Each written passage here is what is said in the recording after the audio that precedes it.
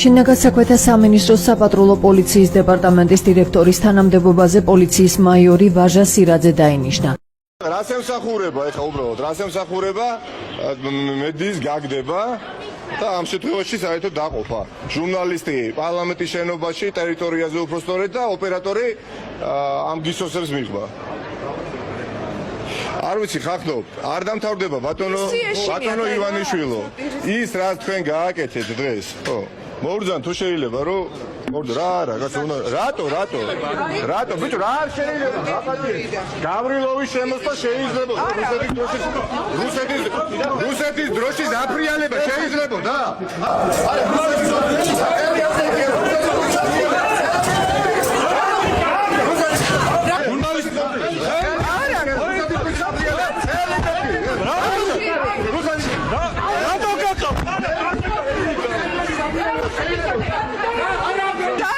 Daniel,